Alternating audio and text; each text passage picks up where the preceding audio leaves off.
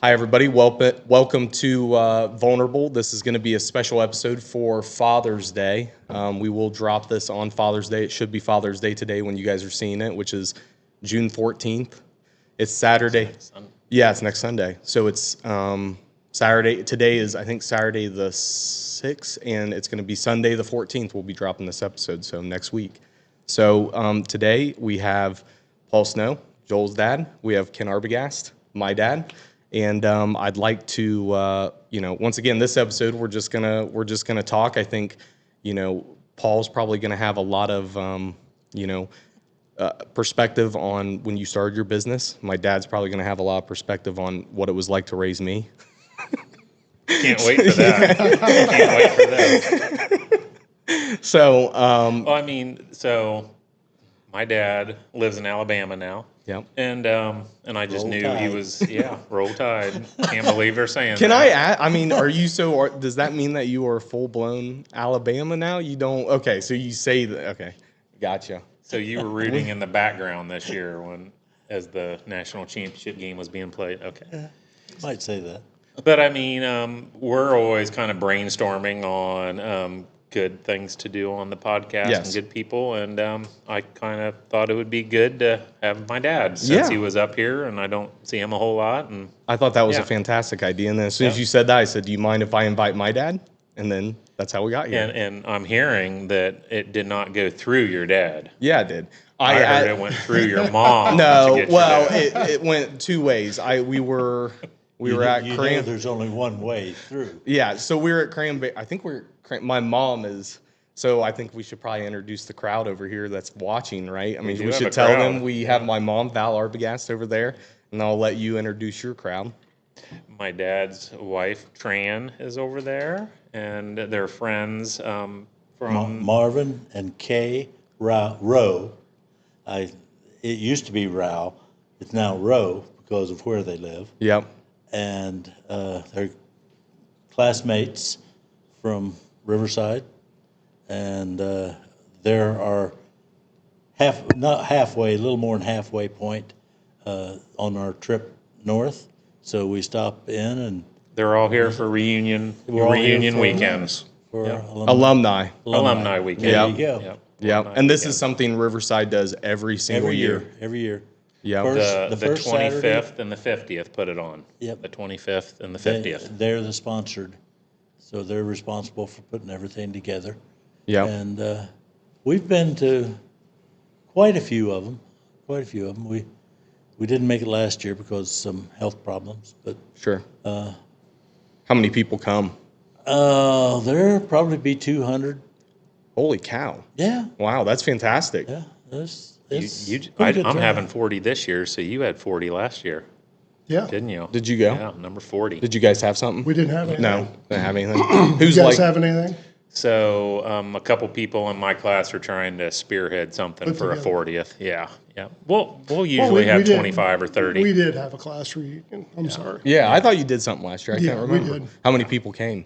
We probably had 30, 35 people. That's about what I usually am, about 30 people. That's or so. pretty good, I think. And what's funny is the girl that's in charge of it says it's like the people that are the farthest away are the ones that wanna want to come. come. Yeah. Yeah. You know, the ones that are the farthest It's away. strange, but that's true. Yeah.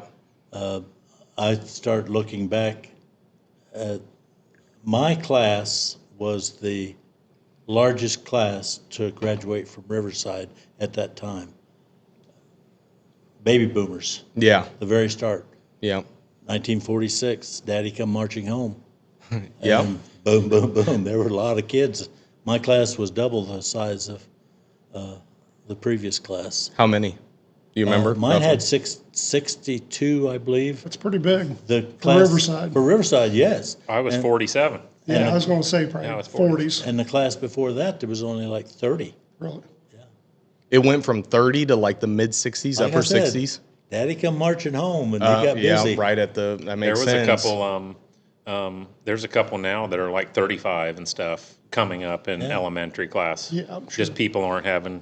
Yeah. You know, just not having kids. So like my age group, the millennials have like it used to be like in the last 10 years, the average age of having kids was like 22 to 24. It's now like 28 to 32.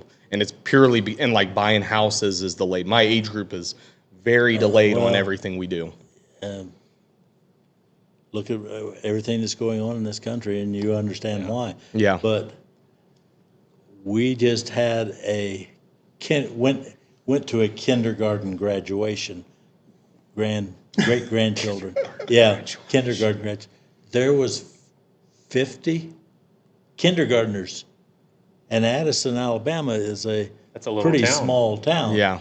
But we had it must be getting a little busier in the Yeah. south than they are. Yeah. Yeah. Yeah. No, I think so. Like millennials I think millennials are from like 38 or 40 now to like 27. So you're probably right. It's right Yeah, in that, it's in that range, those yeah. 40-year-olds were 32 or whatever at that time. So that makes sense. But I wanted to go back to, I can't remember where we were. I was with you and I said, "Hey Dad, I wanted to answer this question because it did not go through my Yep. mom. It went through my mom on You the answered second that part." question. Okay. So I asked my dad, and he was like, I don't even know if he responded to me when I asked him. I said, "Are you going to come or not?" And he's like, "Yeah, I'll think about it." So then I followed up with my mom to Okay. make sure. And She was the follow-up. "Oh yeah, he'll go. He'll definitely go. He's taking a nap right now. I'll tell him. What time does he need to be there?" So thanks, Mom. Appreciate that. But yeah, so it was a little bit of both sides. And then I do believe we filmed an episode Monday, and at that time you said, "I'll still be surprised if he comes." Yeah, I was like, I don't know. was He on didn't seem Monday. very enthusiastic about it. I was trying to think of a good excuse this morning. Yeah. Hey, I'm glad you guys Yeah. are here. I'm glad you're here. So we didn't really. I wanted to do a little better introduction on Paul. I mean, Paul. So you lived here, you graduated here, and then what happened? Well, a little background. I got bounced around a lot as a kid. I went to 4 different schools in junior high. Wow. And I always said my kids are not going to go through that. So married a local girl. Yeah. After 58 years, we ended up with 2 boys, and they lived within a 3-4 mile radius their entire life. Yeah. So Yeah. it's a good place to raise kids, good Yeah. place to have a family. Yes, absolutely. What did you do for a living, Paul? Well, I spent most of my life in construction. Traveled all over the country. I heard Joel saying in one of the previous episodes, Dad was gone a lot, and I was on the road. I was either But driving. not till we got older. Yeah, you were older. Yeah, not till we got older. High school, I think, wasn't it? Yeah, Because I pretty much remember high high school. school. High He school age. graduated. Yeah, he maybe started even I college graduated. when I went to work, For Japanese firm. and I traveled all over the country. So what was in construction, what was the jobs that you were doing that required you to travel like that? Air Force There- Retirement Center. There was a Japanese firm, one of the second largest firms in Japan, started up a Consulting. construction management firm in the United States to service Japanese clients Okay. that were coming to the U.S. to build. Yep. And auto factories, auto parts, several Honda auto parts, Like manufacturers? yeah, Yep. and prisons. I built a couple prisons. You had you did Michigan Ford plant or Did something there in Michigan? It was Ford Mazda Auto Alliance up in Flat Rock, Michigan. It's a Interesting. big project there. Yeah. Last project I did for them was in San Diego, and they kept wanting me to. Well, they come around. They said, "Would you go to Guam?" I said, "No." No. Guam. Too many snakes in Guam. I said, I don't like snakes. Oh, no. I said, oh, yeah. I said, many snakes and poison. Yeah. I said, okay. A couple months later, they come back and they wanted me to go to Tokyo. Yep. And I said, nope, too many people. I said, I don't speak the language. Oh, everybody speaks English. I says, how come the boys you send me over here to work with me, none of them speak English? Right.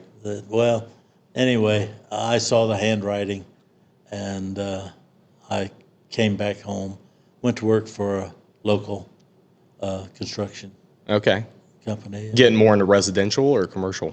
My residential age ended in the mid-late 70s when a person couldn't afford to buy a home. 15, 17% interest rates. Just it much of what went on, similar to what went on here in the last few years. Sure. And the gas prices skyrocketed all of a sudden. The great Jimmy Carter era. Yeah. But The house interest rates were, I always forget that they were 15, 17%. 16%, Wow. 17. I remember my grandpa telling me People about that, but couldn't buy it, couldn't afford to buy My it. first house was 11%. Was it really? yeah, that's crazy. Yeah, it is. It's I crazy. mean, But- people are complaining about 7%, 8% now. That's So after I had like 6 houses, spec houses, sitting, and I think I was developing an ulcer, and one thing after another. And I came home one night and I told my wife, I said, "I'm done." I said, "People can't afford to buy a house. Why am I building?" right. So I tried this and that, ended up in industrial and commercial, and went on from there. I started out as a carpenter foreman, ended up as a project manager doing multi-million-dollar projects. Yeah. And I enjoyed it. I loved working for the Japanese. Yeah. Great people, great hardworking people. Back to your travel, where was your favorite place you guys were at? I know the answer to this. I'm just asking Well, you. you think you might know the answer. I'm going to know what I think you're going to I say. loved Colorado Springs, Okay. but there was a little place in the very southwest corner of Iowa, Clarinda, Iowa. Clarinda, Iowa. That was a little piece of heaven. Just a small town community Small town vibe. community, friendliest, nicest people. No stop signs, no red lights, no I would like it there in Walmart. Clarinda, Yeah, Iowa. that doesn't No sound too bad. Walmart. They would not let Walmart come in. Yeah. And it was in what? The southwest Very corner? southwest corner. That's the Laos Hills area or whatever. Oh, beautiful, beautiful country. The You're good. rolling hills. You'd have loved it because of Yeah. deer hunting, Yeah. turkey hunting, pheasant. You probably would have loved it too. I mean, I'm sure that there's multiple rivers. Oh, and, yeah. Birds, yeah. Birds out there. But it was nice. I loved it out there. So what year did you retire? Well, I retired from the construction end of it when I was about 60. And it got to the point to where I love to build. I mean, that was my passion. I drive around and I show friends things I've done, Yep. places I've been Yeah. over the years. It in the industrial and commercial, it got to where time is money. Yeah. Get it done fast. I mean, you pour concrete one day, you're building on it the next. Right. Stuff like that. And it got to where it wasn't any fun anymore. Right. I come home, I went to work for a local contractor, and I worked for him for like 5 years, and did real well. Ended up in a pretty good position there, but he had 2 sons coming into the business, and they about drove me nuts. So I said, I've had enough. I quit. I went home. I get home, my phone starts ringing. And another local contractor hears I'd left, says, "Did you come to work for us?" Yeah. I said, "No, not interested." I said, "It's not any fun." "Oh, we'll make it fun." And they wanted somebody with Honda experience because they didn't have anybody that had the background with Honda that I had. Yeah. And I said, "I'll tell you what." I said, "We'll give it 1 year." I said, "At the end of the year," I said, "if you're not happy with me or I'm not happy," at the end of the year, I walked in, laid it down, and says, "I'm still not happy. It's Yeah. not any fun." So I started in the plumbing heating business. And Yeah, he came at he came at, well, I mean, he came at a bad time for him and a good time for me. yeah, So, So what year was that? 97. Sound right? About 2 years before you decided you wanted to. You and what? 4 buddies thought they wanted to start outfitting. Yep. Into that first year, it was down to 2, and after second year, it was down to 1. Yep. Down to Joel. Well, there was, I think, a little more work to it than they had thought. They were all Honda employees. I shouldn't say that probably, but they were all Hondoids, and they were used to their lifestyle. And to their credit, they were trying to farm and work and this and that, and throwing this into that loop. Well, you probably know what your wife would say if you were gone 24/7. Right. Yeah. Yeah. Not happy about it. But I mean, there was I mean, like I said on previous podcasts, there was whenever I was growing and the hunting thing was starting to get big or whatever. Yeah, I mean, Dad was a huge part of Making it me happen. and me being able to make it. well, make trying that to grow, keep the so, plumbing and heating yeah. business going, and building the outfitting, and I knew what was coming because he loved it and he's good at it. I mean, you talk to the people that, I mean, these guys have been coming here forever. Yeah. And there's a reason. Yeah. And it's not just the big bucks hanging on the wall. It's that guy right there. Yeah. We've kind of talked about that in the past. It's almost become kind of like a club rather than, He's But how about the trapping days that you Lord. like he had a nice barn and I He's built a lean-to off of the barn and next thing you know I got live fox in it that I'm trapping. I'm collecting urine and oh my gosh. the fox thing was the market was a lot better for live fox than it was for pelts. yeah. So he would come home, stand his pants in the corner, go to bed. Sun up, he was out, gone again, and So you trapped live fox and then you brought him back to the barn and tried to collect urine from him. Is he Yep. still there here? was Is he still here? Who? The No, he fox? got thrown away. Oh, did he? I think my kids had a party and broke him in two a couple times.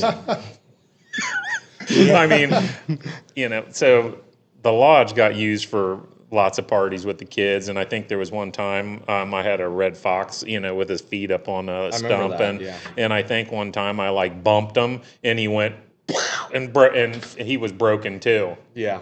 Somebody had set him up. Somebody It was had like okay. set him back together and stuff, and So Yeah. what was the reason why you got that fox mounted versus all the other good ones point. you trapped? He was an old Fox. he was one that was alive. Yes. That I had trapped him alive, and then I think I walked out, and he was dead in the pen and everything. Gotcha. but he was a beautiful old boy. But I mean, I remember one time walking across the field and had a double. There was 2 red fox, and and I remember walking like 200 yards to a truck with one in each hand.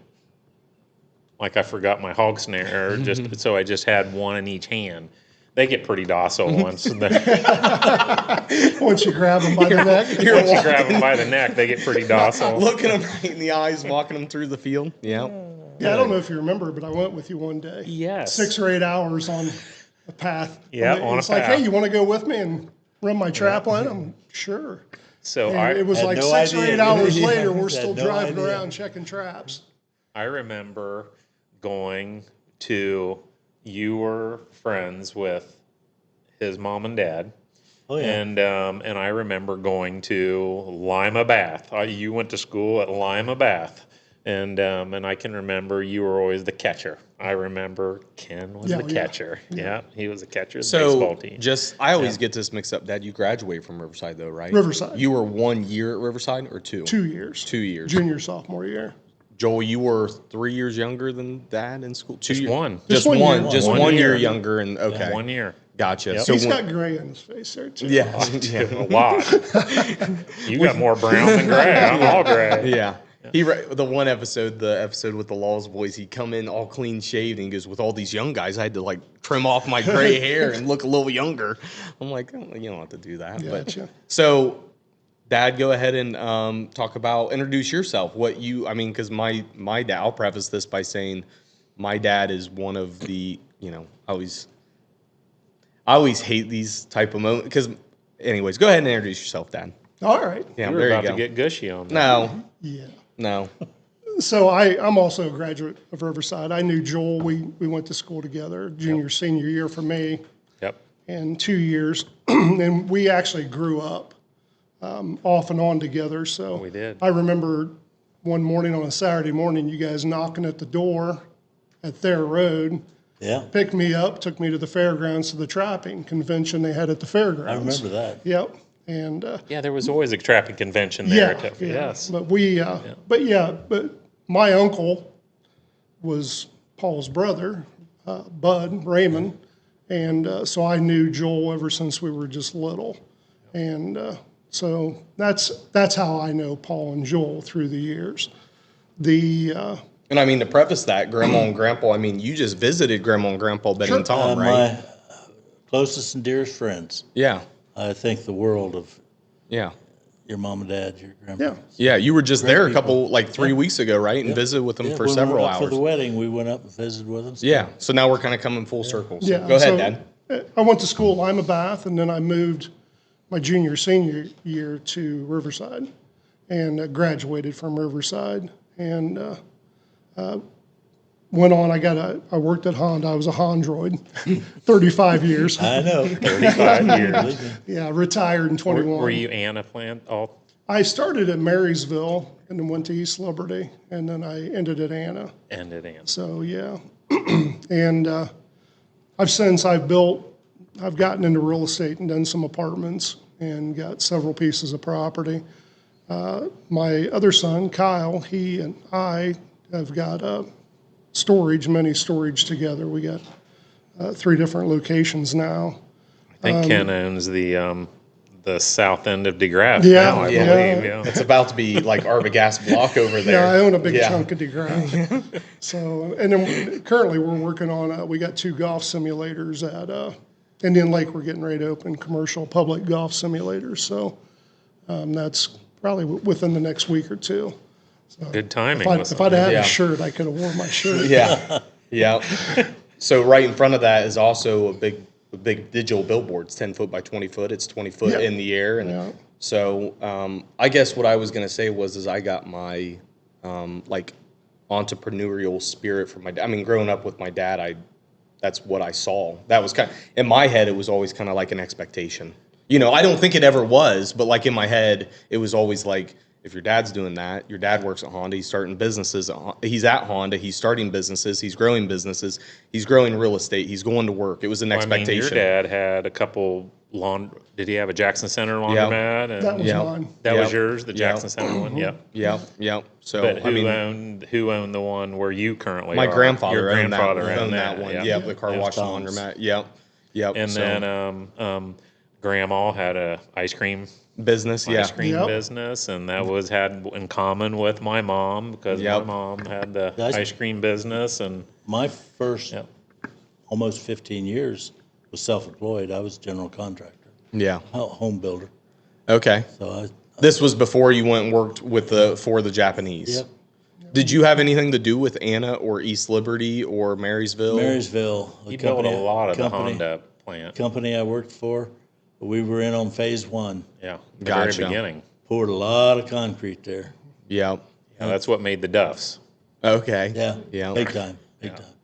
And Were you like a foreman? I was a foreman. Ran the crew. You had a specific crew I that had you a ran? crew, and worked for a company out of Lima.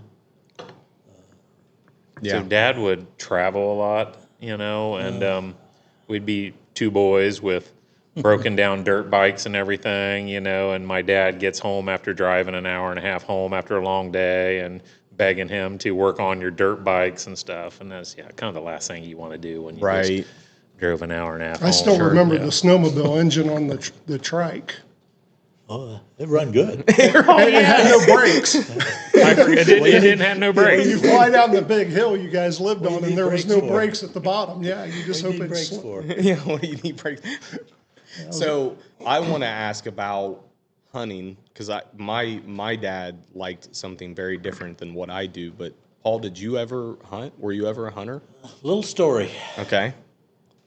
Whitetail Yeah. country. First whitetail I ever saw, period. 1963, prom night. Lines When up we with had- what Gary said. When we had prom 1960. in the gymnasium at school. A couple of us boys had stepped outside and we're up on the hill, and all of a sudden we hear something, we see something that goes bear on us by us. 2 does. They'd been downtown, and they come running down across the baseball field, across the football field to the river. Yeah. First deer I'd ever seen. Yeah. And then it just got to 63. be more and more frequent. Well, I started doing some bow hunting. I never killed.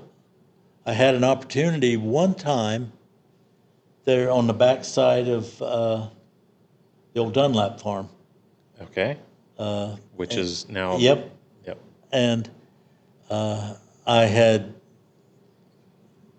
didn't know what a tree stand was. That's the. Climbed up in this big old winners. oak tree with a big branch going out of it, and I'm sitting up there, and just deer everywhere out in this alfalfa is what it was, and they all kind of migrated over to this some kind of thicket. I don't know what it was, but you couldn't hardly walk through it, but them deer go through it. And so I got it down, I walked up and walked around, I walked around it, and they were in there, so I come back, and I just turned the corner of the woods, and there's a path through there, and there's 2 bucks not 50 feet from me. One nice basket and one monster. And I'm standing there, bow in my hand, no arrow knocked, and I'm just standing there staring them eye to eye. And I'm thinking, oh boy, what do I do now?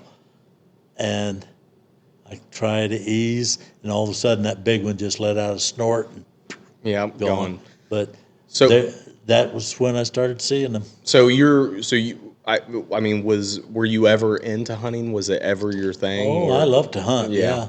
Hunting and fishing, I love to. But I mean,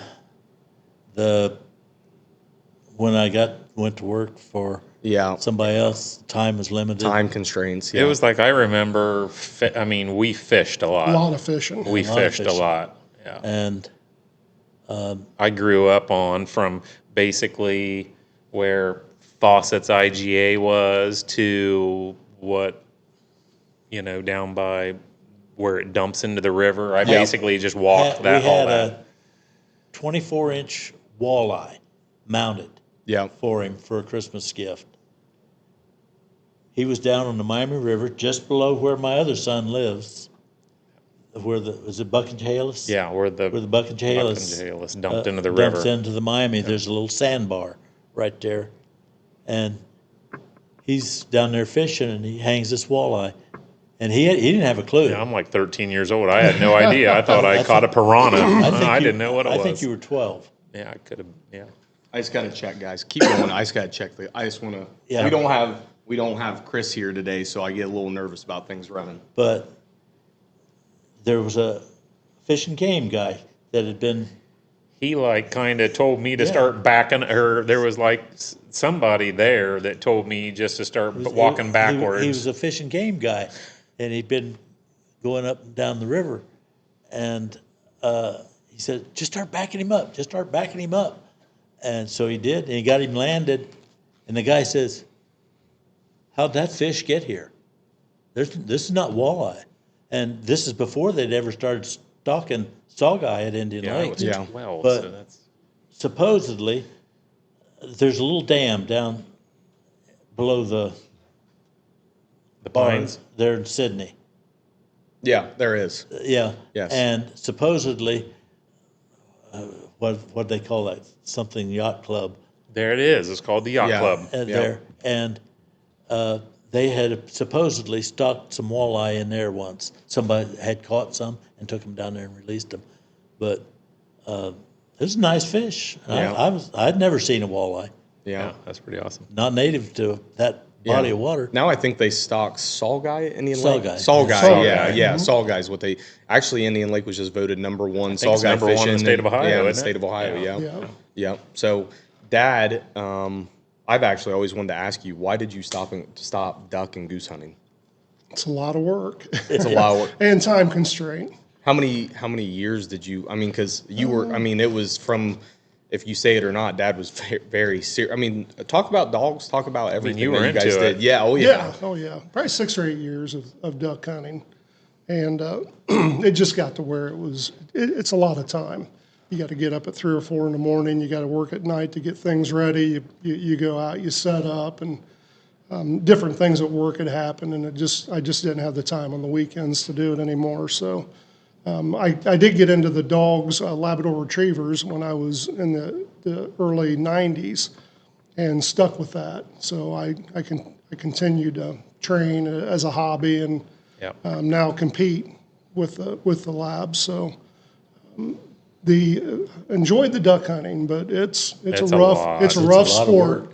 It's a rough sport. So, are the ones you're competing with now still stem back to lineage of ones you had? Oh yeah, back in the day? all that, the field trial, the championship, that is generation after generation of health and competition and success. And I tried to talk a little bit about Joey on a podcast. What is he? He's currently in.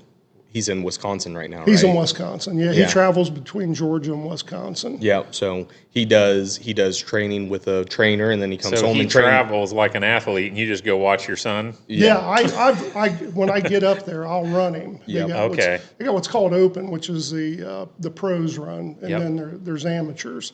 And when I go up, I'll run amateurs with him. So, or down in Georgia, I've ran 6 or 8 amateurs with him.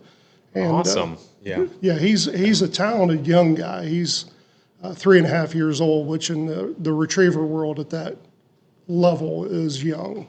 That's still a baby. So hopefully this fall, this next spring, we'll have more success with him. But he come out as just over 2 years old and got what's called a qualified all-age QA2, which is you got to have 2 placements, first or second placement at the trial, and you got to place twice. And he, within 3 trials, he got that QA2 title. So Nice. he's a nice young dog. Yeah. So I mean, going back to like my childhood, I remember we built kennels. Kyle, Dad, and we built kennels on the Graff property, and what was the most dogs you ever had at one time? oh, probably 20. 20 dogs at one time. I mean, my job was because what Dad's not telling you is that, Joey started his life with Dad. And then, due to where the competitions are ran, probably mostly because, so Dad started his training with Joey. And then he gets to a certain point, and the competitions are in Alabama and Wisconsin mostly. Georgia, Wisconsin, Michigan. Kind of hard to Yes. travel and do all that. Yeah. So it's kind of like you do your part, you pick the dog, you find the dog, and you can correct me if I'm wrong, Dad, and then you transfer what you think is going to be a great dog, and then Dad goes and runs him when he's there. Yeah, right? we spent 3 weeks in Georgia this spring, and then we went up and spent a week in Wisconsin so far. I've been busy with the golf simulators through the early summer here. So were you ever at a point where you were training people's dogs, bringing dogs to you, or did you ever? Not really. A little bit of that. Yeah. So a little Just bit of friends gang or dog. something. Yeah. That always seemed. To me it always seemed like if you kind of didn't do that, like if you didn't if somebody brought you a dog and they weren't your dog and they didn't. It just wasn't. First of all, you didn't pick the dog. You didn't know the dog, right? And you're kind of running that. You're like, okay, this isn't what I expect, or this isn't what I want to deal with. I don't know. That was just always kind of my perception. Yeah. If you're not the one that's picking the pedigree, you're not picking everything. You don't. It's kind of difficult to. If you're not. But so I was gonna explain, because I think a lot of people don't understand trials. People that are watching this have no idea. So I always try to dumb it down, because I am not I can tell stories about, going duck and goose hunting, and it wasn't for me. But like a trial is, so if you're a duck and goose hunter, right, and you pop up and you shoot, pop, pop, pop, and you're dropping birds, okay, those are what they call marks.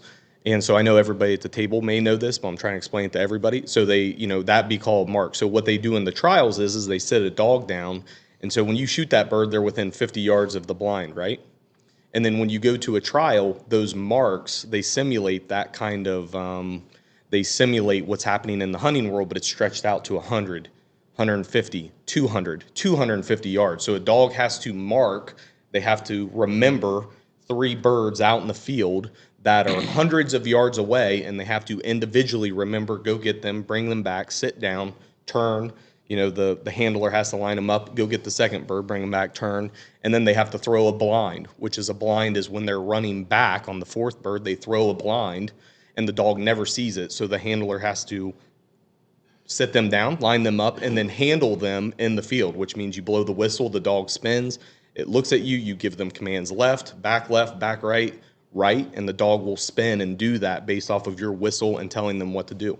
It's actually, if nobody's ever seen it, it's remarkable to watch. I mean, I remember Jake, the thing that we went to the Amish field, and I remember watching Jake run what I felt like was a 200, a 250, and maybe a 350 triple, right? Do you remember that? And I remember That's a long way. Dad and I would stand there, and he was fast. Jake was another great dog. He passed away a couple of years ago, but I remember standing there talking to Dad you're just talking to him because he's out running, and you're just kind of just watching to make sure. And they will drop one and go get the next one without being remarked again. No. Yep. You turn him and you'll line them up and kind of give them a little help in getting them straightened up. Yeah. Send them on the next one. So Yeah. it's incredible work for a dog. Yeah. It is. I don't think people understand. I've told Dad this. I've seen guys on the internet that record themselves now showing that kind of training, and people are just like, so maybe I shouldn't say this. I have people that I've known that take their dog to sit, stay, and I'm like, how much did you pay for that? Because we'll do that to an 8-week-old puppy within 3 days. Dad would have 12-week-old puppies that he could sit and have them, stay and walk up to the house, feed, and then come back and get them. So I was always infatuated. One of my biggest regrets is actually not participating more in that. As you get older, you kind of look back on that and you go, I actually have the gist. I know I had a dog, Grady. No, Grady was yours. Brady or Grady, I can't remember which one. Brady was mine, yeah. And I got him, and I was young, and I was impatient, and I was aggressive, and that's just not, that's not the way you. Yeah. And I was like 18, 19, and so it's something I've actually always dreamed of kind of doing with my dad, because I think I love to watch it. I think it's fun. But I have no need to duck or goose hunt. we do it also now because of travel. So we get to go to Georgia in the spring and the fall, and go up to Wisconsin through the summer. Getting out of Ohio in February, March, is a good thing. So. The other side of that was Grandpa Tom with his pheasant farm and, bird dogs. And so Grandpa also raised labs and trained them for duck and goose and, birds and pointing. He had 100 acres and the pheasant farm. And so I think, honestly, that's how I got the feel for hunting. They tried to take me duck and goose hunting, but I didn't understand being wet. I didn't understand being cold. I wanted to sleep with the dog. I didn't want to, and then I got in trouble. Grandpa took me the one time and I got in trouble because the geese were coming, and I'm like, okay, let's shoot these, So I jump up and I'm popping, and everybody, apparently you got to wait on everybody else, So I didn't understand it. I didn't get it. That's what I've always said. I said, number one, I didn't eat it. I didn't like the duck or goose. Yeah. And, and I would go with the Colmers is where I think we've been out a couple times, we too. have been, yeah. Remember your first? And I basically like sitting by myself. I really don't like sitting with a bunch of people. I like sitting in the woods by myself. Yeah. Get your thoughts. Yeah. You were with Butch Not Tommy. Gary Colmer cooking chicken gizzards over a fire. So I don't remember Dad, I was actually talking to Joel. I don't remember the first time I don't even know how I got into deer hunting or even why I wanted to. Do you remember why I wanted to deer hunt? I think it was youth hunts. I mean, I remember you, like the house on 235 Yep. is you were running cameras back there Yep. and had some pictures of some good deer behind your Yeah, house. that And was- I kind of think that's where it started. That was didn't probably it? like 3 years into, because Dad, I remember the first time Dad ever took me hunting, that was all CRP. Do you remember the grass was like you couldn't even see, and we, and Dad just took me and we sat on buckets, and I mean, we didn't really, I don't think that you were a big deer hunter. He enjoyed the deer hunting more than I did. Yeah, and he that's didn't. that's where Joel came into play, because he kept coming to me and wanting me to go, and I'm like, why don't you? I give him your He contact. said he like freaking knocked on my door one day. I said, just stop over there. He'll put you to work doing something, and maybe he'll hunt with you a little Yeah. bit, show you how to do it. I mean, Dad would we go out, and I swear Dad would be like on the bucket sleeping. I mean, it was like Dad loved the duck and goose hunting. I loved the deer hunting, and I think my Yes. dad took me a lot because, like, when I was like 13, 14, 15, I had nobody else to take me, and so Dad helped get permission, and then he took me, and then he got, I have one great story. The first time I ever shot at a deer, it was during youth hunt. I was probably 14 or 15, and we were sitting up on a ridge. And I don't remember how you knew this, but Dad was like, they're coming, get ready. We're sitting there, we got shotguns. Or He's I a have little taller than you and could see. Yeah, him I don't coming. know. I don't Well, know if you can. we could see him. I could see him from the back of the house. So I'd watch him every night at the same time. 6 or 8 of them come running over this little ridge down into this little valley area. So I'm like, he wanted to hunt. It was gun season youth. Yep. And I'm like, grab your gun, I'll take you up there. And so we went, and all we did was just walk up on the back side of the ridge, because they come across from the top. And I kept telling them, I said, they're going to be coming soon, because I'd watch them 3 nights in a row, and almost, how they get to be. They're Yep, almost clockwork. on clock. Yep. And sure enough, here they came. And they run right in front of us. I mean, 30 yards, 40 maybe. You're being nice. I think they were like 20 to 30 yards. Stopped, and he pulled up and shot 3 times. three rounds. Yep. They stood there, watched us. I took the gun from him.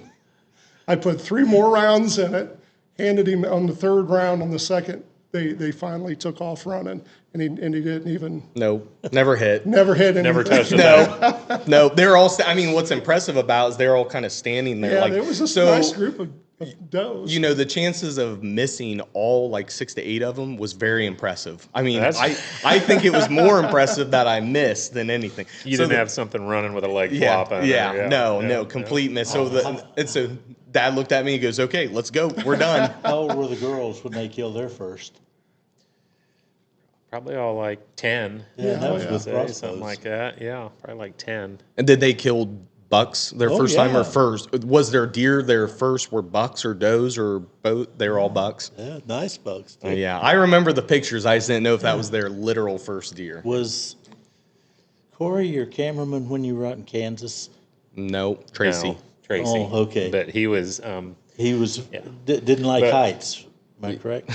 correct. That's what I Didn't was. like heights. That's what I was going to laugh He about. doesn't because like He heights. He didn't come like home and heights. talked about climbing up in the tree. Yeah. We need to back up on Alexis's first kill. Okay.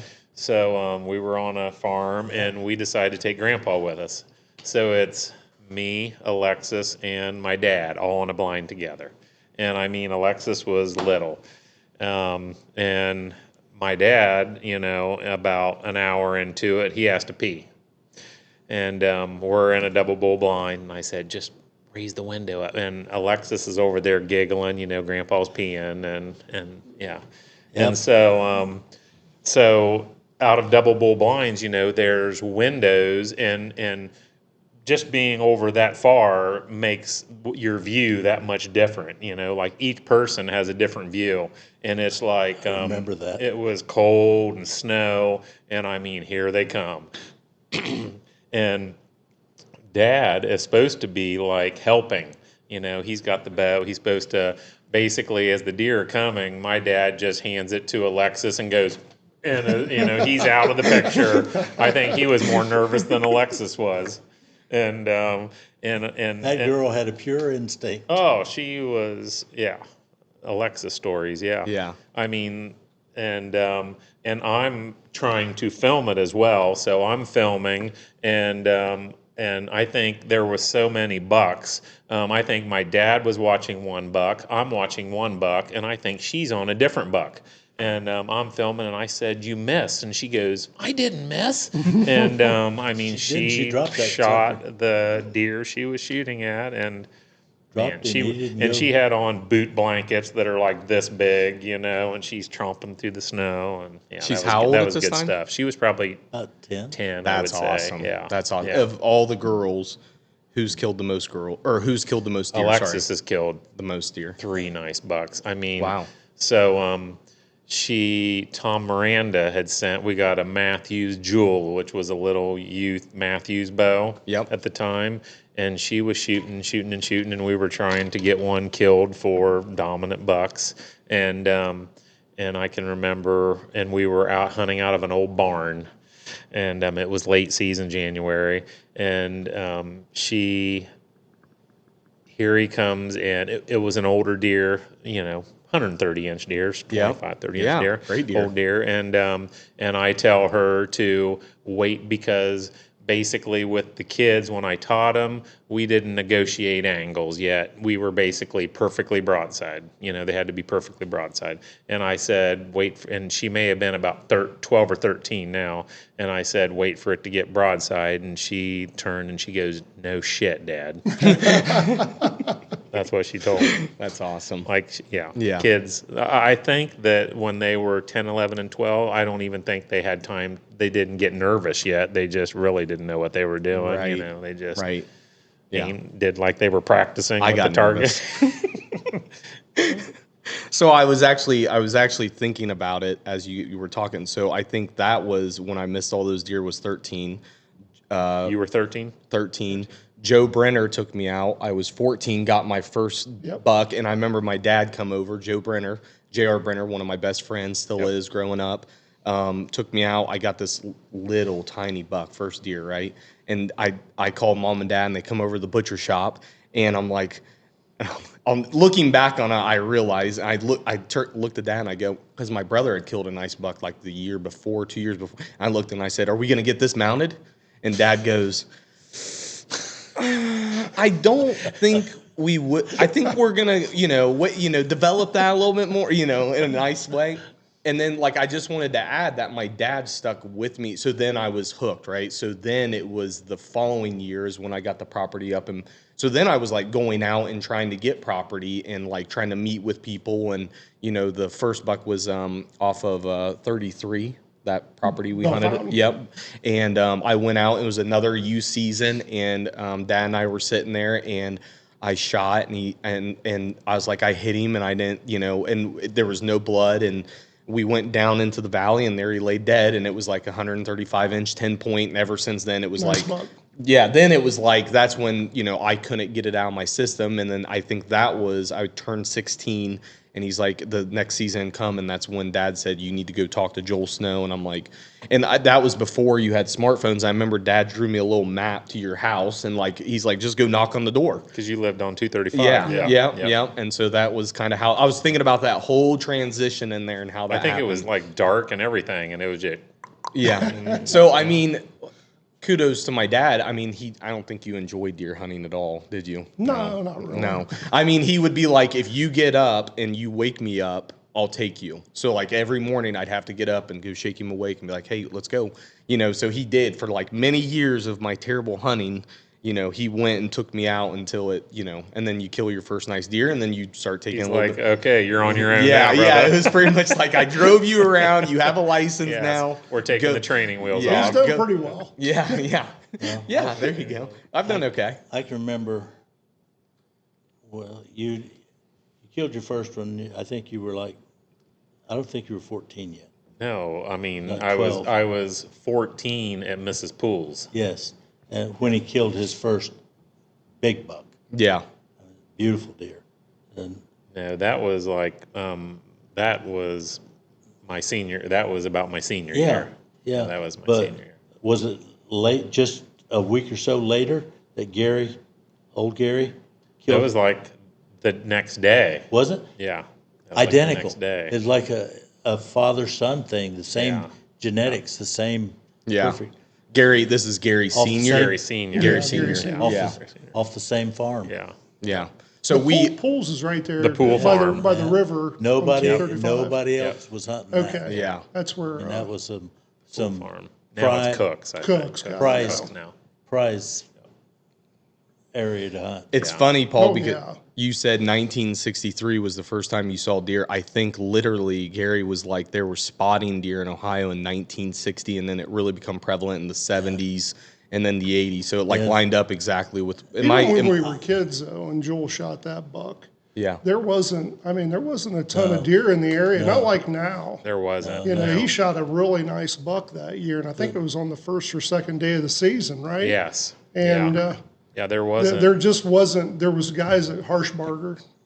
Jack would Yeah. usually shoot a nice deer, Yep. and Trap would shoot a nice deer, but you know those guys were kind of like deer hunting legends Yeah.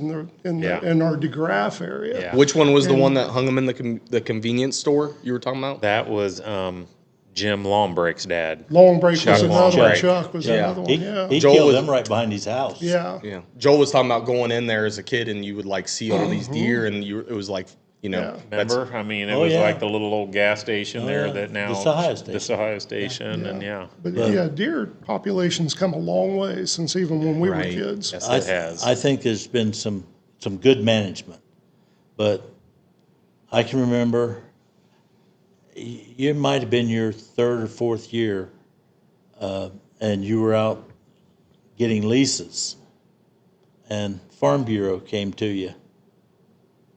Remember that? No.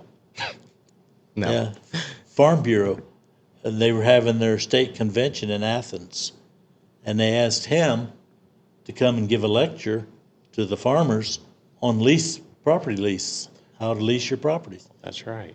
Yes, I did. That was Yeah.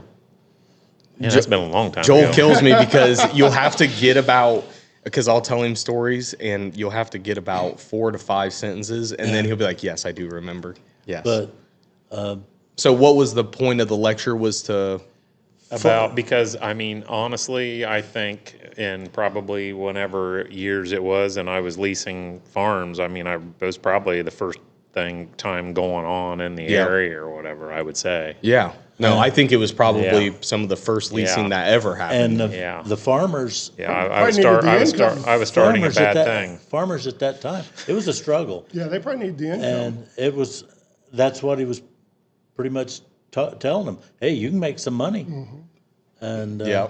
You're right. I mean, because there was CRP was probably about $100 an acre, and that's why that's everything was in CRP because they were making more money per acre with CRP than they were right. farming. That's right. Because wasn't Grandpa's about $100 an acre? Wasn't I that? think so. That's about right. I Yeah. was about to go and rate. Yeah. Yeah. Yeah, and then once corn started hitting $5-6 and stuff, then all the CRP was Everything gone. went to corn. Yeah, everything was gone. Man, it was some great hunting back then. Bird hunting.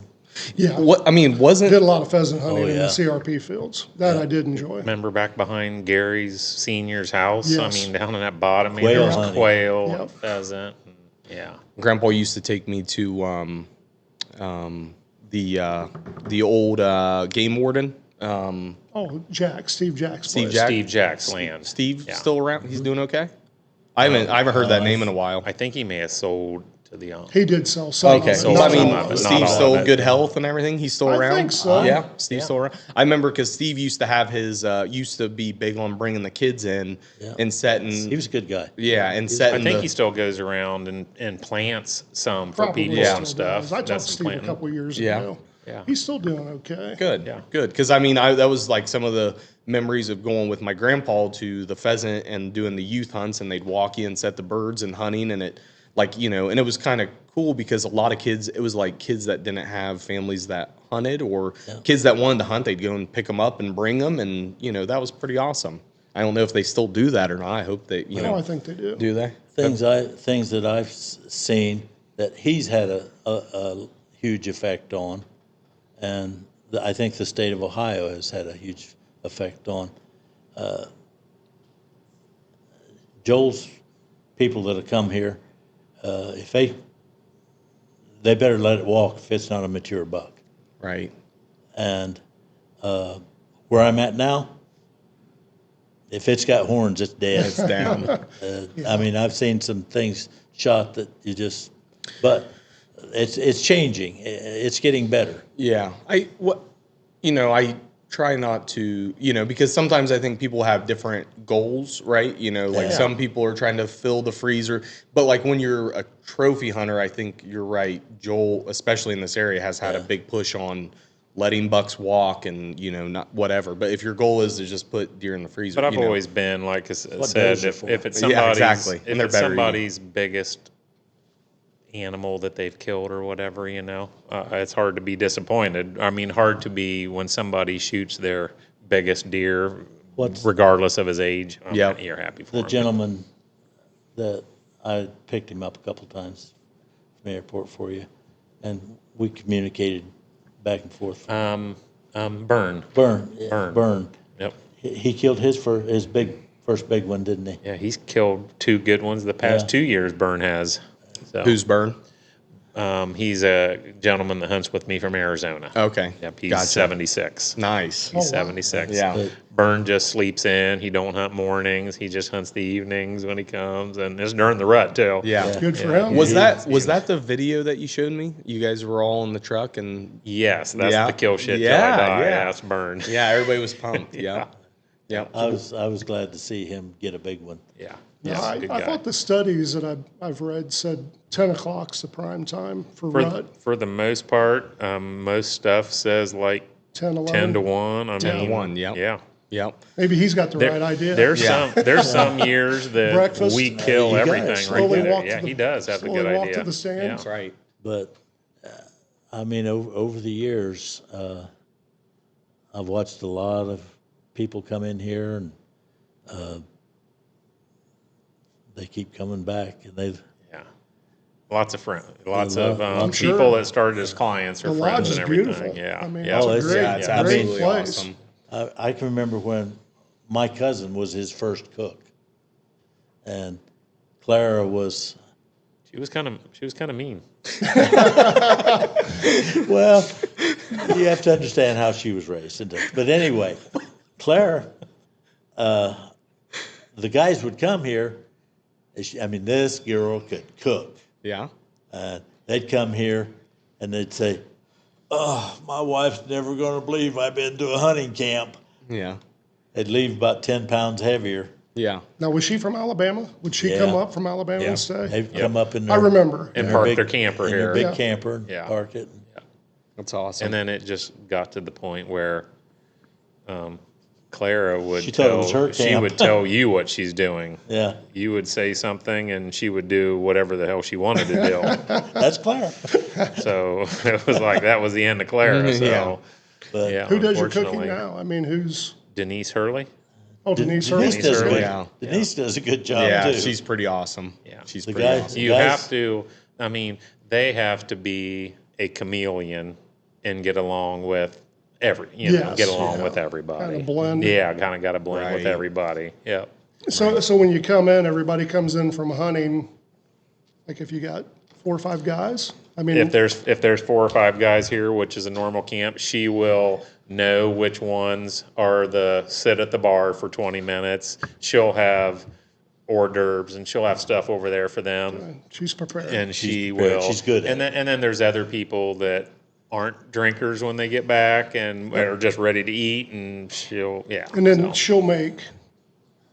So we do not do breakfast. Okay. Just because Everybody's up and moving. eating breakfast equated to like bad things happening on the stand in the morning. Okay. So Exactly. Understand. I mean, basically most guys will she'll have some oatmeal, bowl cereal, something, they'll eat a little something quick, cup of coffee if we're hunting the mornings.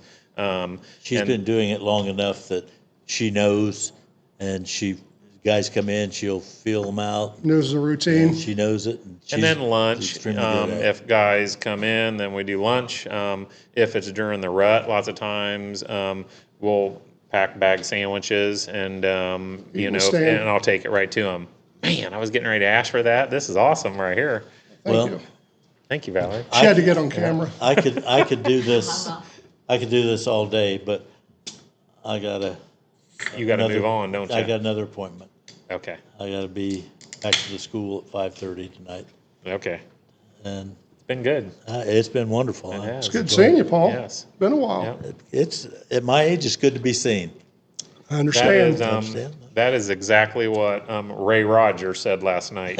Well, Ray Rogers was down here and he said, "Joel, at my age, it's good to be seen. It's good to be seen." That's what he told me. I A mean, good that's, day's on the top side of the dirt, right? any day on top side is That's good. right, Any yeah. day. And then I hate it when people he starts asking me things. You did some work on my mom's well back in the day. Do you happen to remember? I'm like, hell no. No, I remember that. wanted to forget all that. Yes. I'll tell you what, between me and Joel, we've probably been in almost every basement, every crawl space, Thank you. and probably the largest portion of this county. Probably so. Left some memorabilia in a few crawl spaces. All right, we don't need to talk about that, Dad. I know you come out and worked on my furnace on 235 a couple times. Yeah. Paul, did you ever have any crossover with Grandpa when he was building houses? Or Oh yeah. Yeah? We worked back and forth a couple times. You guys work back and forth? That's cool. My dad built, or How long did Grandpa build houses for or do that? about 10 years, maybe. Yeah, 10, 15 years. He got in. did with, he build the house you guys lived in up there? Or On not? there, yeah. Yeah, Both on those there. they're He side by got side in with. there. I can't remember the guy's name, but they partnered for a while. Mike Brenneman Mike Brenneman. Yep. and my Uncle John. My brother and That's I right. John. joined forces for a while. Biggest mistake of my life, but that I won't go into any of that. I love my brother. He's gone now, but we worked together for 5, 6, something like that years, and See, the problem was my dad wasn't a coffee drinker or a smoker, and Bud was both. this was my brother Yeah. All morning. all day. all day. Day. I told your dad. He said his dad would wake up in the morning hacking and coughing and drink a cup of coffee. I said that's the way Bud was. Yeah. Bud would get up, he'd hack and cough for 10 minutes. Yep. And then he'd be smoking a cigarette and drinking coffee. But one day I went by the house to pick him up. I don't know if this story interests anybody or not, but I went by the house to pick him up. I pulled up, I honked the horn, I honked the horn, and nobody came out. I honked again, and your Aunt Becky came to the door and said, "He'll be out in a minute." And I sat there for another 15 minutes. I hit that horn and I just laid on it. She stuck her head out and I won't go into what she said to me, but I just put the truck in reverse, backed out, went over to the job. Pretty soon, here he comes. Coffee cup in this hand, cigarette in this hand. I says, I'm tired of supporting your family and mine. And he says, "Well, what do you mean by that?" I said, "That." He says, "What do you mean?" I said, "Coffee cup in one hand, cigarette in the other. Hard to get any work done." So that was it. Yeah. Sometimes it's hard to work with family. It right? is. It's hard to work with family. So Dad was always like, superintendent and people under him and everything. And I can remember the best story was his dad said this one guy would always miss 1 day a week. He would always miss 1 day a week. You didn't know what it was going to be. He worked out at the Union Hall, Lyman Carpenters Union. His name is Johnny Walker. Yeah. Really? Wonder why I missed. That's a cool name. And we were doing a project at the tank plant, and as time went on, I was in charge of all the time cards and everything. And I looked at his time card and his time sheets, and I said, "Johnny," I said, "what's the deal here?" I said, "Never over 4 days a week."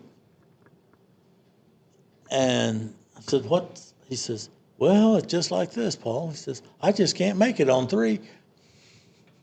Just needed the fourth. He only worked 4 because he couldn't afford it. Yeah. He just worked 3. I need 5. We've That's talked. hilarious. Yeah. Yeah. I mean, has anybody here at the table ever ate? I'm sure my grandpa Tom has. He's ate I'm everything. sure. No. But has anybody ever ate I raccoon? mean, they don't have saliva glands, so What does that mean? It's clean animals. they wash all their food. Yeah. Okay. They wash their food. That's why their food's There's in water, clean- Yeah, because I they think- don't have saliva glands, so Yeah. they're washing. They They're as eat. clean an animal as there is. I guarantee you, they eat way better than the chickens we eat. Yeah. I'm sure. Good point. My dad, squirrel, groundhog, he said he quit eating possum after he saw one crawl out of an old. Oh, yeah. Yeah, you don't eat Yeah. possum. I would He never. didn't Yeah. eat possum. It's hard to but- eat. Yeah. You look at a squirrel. I mean, it kind of looks like a rat. And you Yeah. never want Skin to it and a see what it looks squirrel like. out. Yeah. Gentlemen, I got to go. It's been, Yeah. Thank you, Dad. Will I see you before you go, or maybe see you before you go? we're going back, get dressed and ready, back to the school then. And we've got a brunch. My classmates are having a brunch at West Liberty tomorrow. So we'll probably head straight south from there. Yeah. Let's. Well, thank you. Let me get this off. Happy Father's Day. Love you. So we got my mom after the. She's a little nervous, I think. I am. So pull that towards her a little bit. Yeah, there you go. you go. And then I might have to spin it. Let me spin it for you, Mom. Let me get a little closer because it doesn't pick up the soft voices. When we first did this, it was strange, but talking in these makes you. I like it better than not having them on. Honestly, Well, when you don't have them on, it's really like it sounds dead out here. It sounds like it. I think it almost makes you more part of the conversation because we were gonna. you know who I miss? Who? I miss Chris. I know. Yeah. Chris Chris is is usually sitting right there, shaking his head. I'm surprised He'll how look stuff up. more relaxed you get when I first started to Yeah. Oh. where we're at now. Yes. Yes. So I could see when you guys have done several of these. Once that you've done it's- several Oh, of them, yeah, it's like, more- it we is, just yeah. I mean we're at the point where like I would say about after the Laws Boys, which is not gonna be it'll be the next episode we release on Thursday at 5 a.m. That one is Thursday. Thursday at 5 a.m. and I'm very excited. They are hilarious. These Southern boys. I mean, It'll be good. Trevor killed 20 turkey. He travels the United States. He's killed 20 turkey So these this year. guys came up and Tracy used to film nice. Joel. He like lived with me for a couple months, and he worked. He knew where all the farms was, so he kind of worked as a guide. Perfect. And then if it was, because then I only did 5-day hunts. So if I had nobody Friday or Saturday or something, then he would hop in a tree and film me. So we basically would work and film. And like And- it was Tracy said he like the cameraman for Blake Shelton didn't come and he had to film Blake Shelton, right? Yeah, he sat and with Blake you know, Shelton. and so that was I thought that was an awesome story. But Trevor, so like if you when the podcast drops, it's like 90% Trevor talking, which I'm not complaining about that. He was just so fun and funny, and Yeah, he was. he does. Dude, you want to talk about simple as cornbread? I mean, are they not? I mean, Yeah, he lives in Crocs. yeah, he like Really? hunts. That's all he wears. Yeah. Ever. Yeah. I mean, I'm saying it's like 10 degrees out and he's hunting in Crocs. Crocs. Hunting in Crocs. Yes, Yes. yes. We made him take his Crocs off to show us his feet because he's barefooted a lot, and it looks like Neanderthal feet. It does. He looks Like like his so, feet. He's so tough. basically Oh, they yeah. said our toes are together because we wear shoes. His toes are like that. They look like your because- hands. His balance is excellent. Yes. And I mean, his feet are all stretched out and big. And That's funny. so we, because I mean, I'm rolling and this is in it, The right? best thing ever is his tips on he has a membership to Planet Fitness. So whenever he is somewhere hunting, he sleeps in the Walmart parking lot and then he showers at Planet Fitness's. No way. Yeah. It's like $10 a month. For $10 showers. a month for So- at Planet Fitness, and So- he uses You know, Planet Fitness showers. you just opened it up to truckers. Yeah. There you go. Yeah, that's For exactly real. right. Yeah. Yeah, because they charge the hell like with Loves. I'm Yeah. going Planet Fitness. they charge like $15 a shower at Shower. Love's. 15 yeah. Oh, yeah. To shower at Love's is $15 a shower. And then you got to wait, and then they call your Yeah, name or number. Call your name or number. Yeah. So, I mean, I follow Trevor on Snapchat now. And so he works for like 9 months out of the year. And then he just travels. I think he's killed in like, I hate to get his numbers wrong, but like 30 or 36 states out of 49 that have He wants to turkeys. kill. Yeah. Yeah. 49. And he killed in Hawaii this year. Yep. I mean, Goodness, what'd he he is kill? a turkey. A turkey He's in turkey Hawaii. hunter. He's purely turkey. He Okay. loves turkey hunting. He's killed 20 turkeys. He just ended the season in Michigan when he come through and he killed a nice. He said his prettiest Eastern ever. In Michigan. In Michigan, yeah. So I follow him on Snapchat. It's unbelievable, the views and what he sees, and it's, so he works 9 months and then he hunts 3 months. He works for himself doing, a little bit of everything. yeah, I think he's kind of but I think he does, gosh darn it, that's terrible. mean, HVAC, right? I mean, He does HVAC. HVAC, right. Yes, because he was getting ready to take the test. That's right, He yeah. was getting ready to take the test. Yeah, so anyways. Which he said was basically down there was like taking a lawyer exam or something. Like he said it was a hard Right. test. Right. Yeah. So, Mom, Yeah. it was a Father's Day podcast, and now we have Valpal Smiley Face XOXO on here. Well, hey, I got to do what I got to do. I had to fill in for Paul, so here I am. I've always said, like, when people, like, so I've always described my mom, and I think I've even told you this. I've always said, if my mom doesn't like you, it's an issue with you, not her. Because she's such a sweet, nice person. And so, like, I don't think there's many people that, So it's a Whatever. So it's a you problem. yeah. Like I'm saying, like if you don't, if you have an issue with my mom, there's definitely something wrong with you. Because I always thought my mom. She was said when very you have sweet. Blake Shelton for the podcast, she wants to be. Yeah, there you go. On that I'm sure podcast. everybody. Yeah, my grandma Betty goes, Didn't Joel have Blake Shelton? Well, I'd like to meet that man. I think he's so gorgeous. Heck, as long as he brings Gwen, I'd rather meet Gwen. Well, Kim would probably rather meet Gwen. Yeah. So, but the mom, what was I'll just ask, what was it like? Do you have any stories or anything you want to tell about raising me and, during, hunting and or anything in general about that? I just remember having to clean up a bunch of mess. So when was the cornhole board thing? That was What was that age? junior high. 15. I was 15. 15, I 16. didn't have my license yet. And I mean, he said he had like boxes full of money when he was cornhole Oh, yeah. boarding it. Well, I tell you, I had two boys upstairs running two sewing machines. And Yeah. it was Oh, that's right. You were making the bags as well. Oh, yeah. yeah, and there was corn.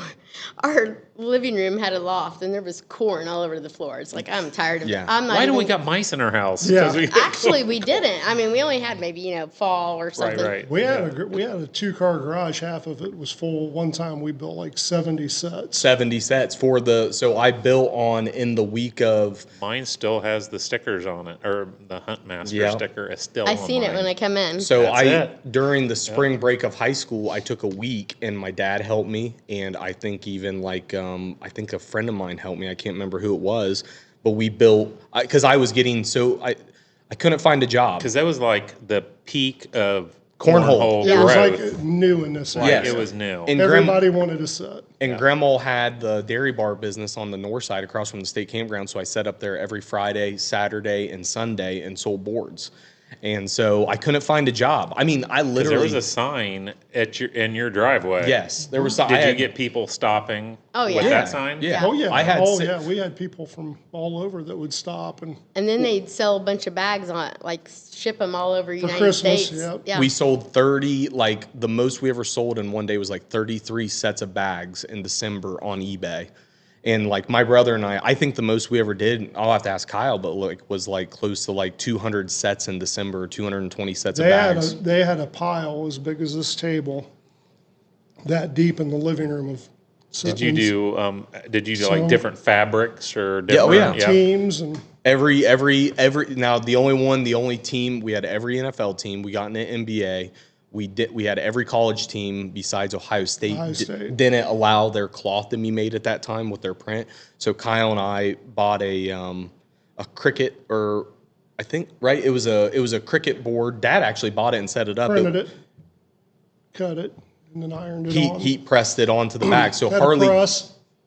heat pressed Ohio State and Harley Davidson logos because you Yeah. couldn't find Harley Davidson material either. And so those were our number two sellers. It was Ohio State was about 80%, 10% was a Harley Davidson, and 10% was everything else. So the highest was the pirated ones. Yes. Yeah, Yeah. pretty So, much. I mean, so I couldn't find a job at like 15. I wanted to work. And Dad, like one day just said to me, he's like, cornhole's becoming a thing. Why don't you build a couple boards? So he literally went to Lowe's, took me to Lowe's. We bought enough for 2 sets. We built 2 sets. sold those 2 sets within a day. I Did can't you remember. do the holes with the hole saw, or just Nope. a big hole saw? Nope. Dad come up with a different idea for Router. it. Yeah. Oh, router. Because a Yeah. whole saw will kick and jump, and it creates. So Dad created a little jig and a screw, and then I just routed them out with a sinker bit. Like Hold on. it timed out or something. Oh, I hope it's not the computer. Uh-oh. That's okay. We're okay. I'm not worried about the TV. I'm not going to turn it back on. Okay. I don't know what it's going to do, but I don't want to. Are we still rolling? Yeah, yeah, we're still rolling. That's all that matters. Sponsored by Vizio. So, yeah, I don't know what that's going to show. That's okay. I mean, did he, I mean, the first couple months here was like trying to get all of this stuff figured out. He went through a lot of hair pulling and yeah. Gosh darn it. Well, I know getting back to the cornhole boards, that word of mouth was like, we had people calling. We worked with people that had orders, and I know, I'm sure people asked me where I got mine, and I told them, and We would load up 10, 12 sets and take them to the lake every weekend. And he'd sit up there and sell, probably Saturday, he'd sell 10, 12 sets of cornhole. right by Every right by week. Grandma's Yeah. ice cream shop. Yep. Had a whole 2 tables of nothing but bags, stacks of bags, and Yeah. we'd sell those bags. I try to explain it to people, and I don't think they fully comprehend when I say, like, I had a business at 15 that I ran, and I regret stopping it, but, like, I don't remember. I think I went to college, and it was a lot between college, and I started the job at PPI, but once again, I've been trying to say this. That was during 2011. I couldn't get a job. 2008, 2009, 2010, couldn't get a job. And Dad was like, let's do it. Sold them. And then it was like, okay, we sold those. And then we built 10 sets. And then those were sold in a week. And then I was buying the bags from the guys in Piqua. I was driving to Piqua, picking up bags. And then Dad's like, why don't you start making your own bags? And then, I mean, like, I was selling. Bought 2 sewing machines. I was importing cloth. I was You're in importing. 4-H and you didn't even know it. Yeah, pretty funny. much. I mean, I went to Walmart to buy the duck cloth, and I found the manufacturer on the end and called them there in Mexico. I was importing 20 to 50 yards of duck cloth in at a time from Mexico direct. Yeah. So, I mean, like, yeah, it was, I mean, I was probably, the most I probably sold in one summer, I would say was probably close to 225 sets of boards and probably, I don't know, 500 to 600 sets of bags. I mean, that's cornhole. And a set is 8. a set of 8 So, bags or yeah. a set of 2 boards. They'd set up all evening and just watch TV, eat. watch TV So and fill then, bags. whatever was gone that weekend, then you had to start Replenish. making that week. At Christmas is when they would set and take orders.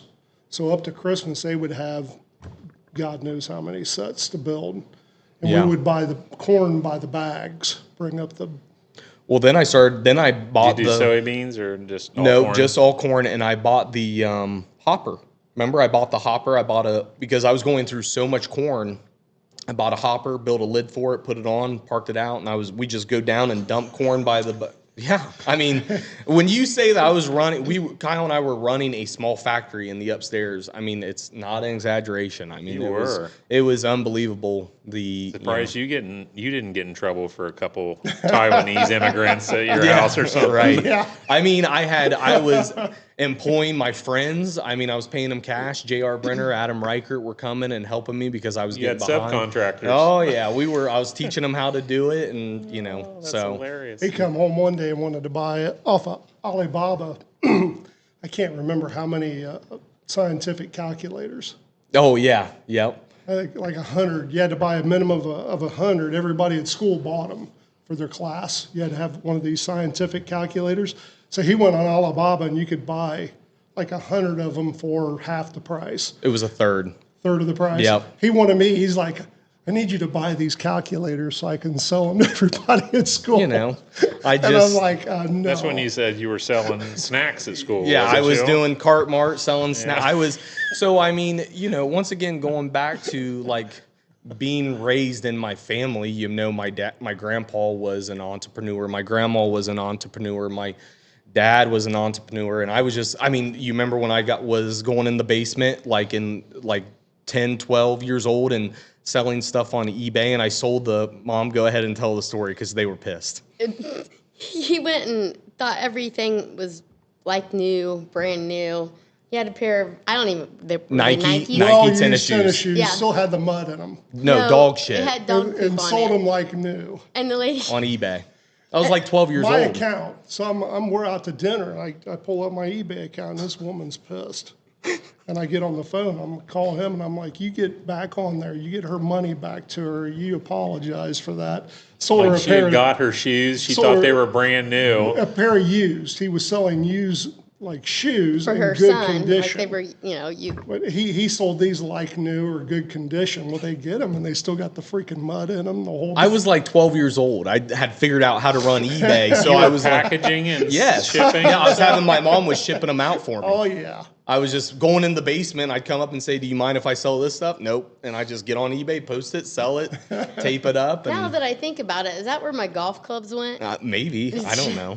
Who knows? It was kind of like I hilarious. kind of looked at it like a yard sale. You know, they're not using it, and you know, I don't True. think I did anything bad. I just, you know, This was like a United States yard sale. You Yeah. just ship wherever. yeah, Yep. that was like the beginning of eBay. So, anyways, I guess that's where I get my whatever from, or whatever it is. But, you know, so We're gonna have to go. I'm getting hungry. yeah, yep. Mom, did you like it?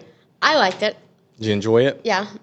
You come. I mean, when he has something in his mind, yeah, he, Oh, trust me. There's Yeah, been tons of yeah. adventures yeah. with Cory.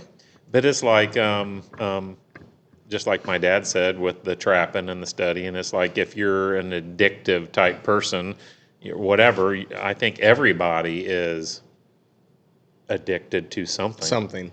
Some people, it might be bad stuff. Yeah. But, but I think that, like I have people that hunt with me who were alcoholics, and then like deer hunting replaced it. Like Yeah. you're got to be, you know, Driven. yeah. Yeah. I mean, I know people that are alcoholics and now drink 32 Diet Pepsis a day, Yeah. you know, or whatever. I mean, so. I think if I could pick anything of my entire life, and I've told you, like deer hunting has always been my favorite thing to do. But like, it's hard to make a living It in is. deer hunting, and Yes. it's hard to make a living in hunting. And you know, you got the Joel Snows and the Freddie Zinks and the guys that have done it. And it's, I was fortunate enough to be able to make a living out of what I was addicted Right. to. So I Yeah. guess, yeah.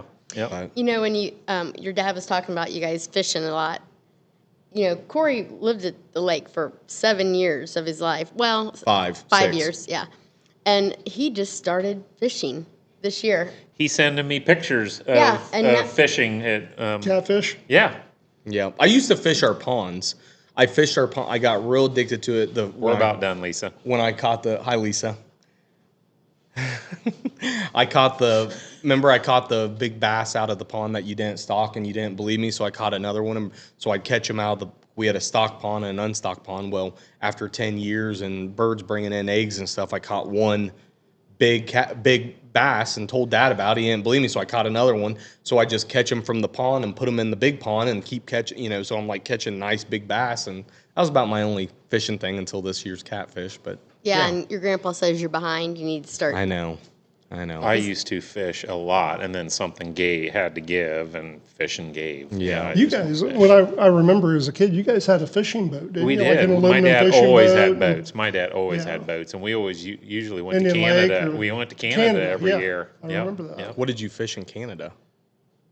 Bluegill, bass, and Just pike. okay. And, I didn't yeah. know. I didn't know if there was anything specific that you were No, fishing there. no.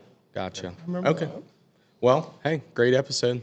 Thanks for having me on. It was. Yeah, Thanks for coming. absolutely. We'll definitely do this again.